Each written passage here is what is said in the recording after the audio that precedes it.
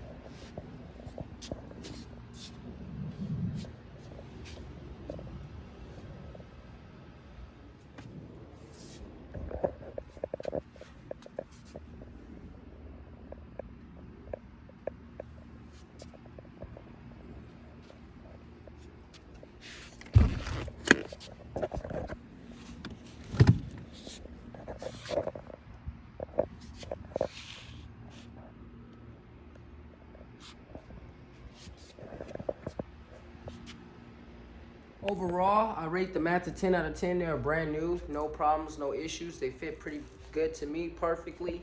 I don't know the brand of the mats, but he did want 80 bucks.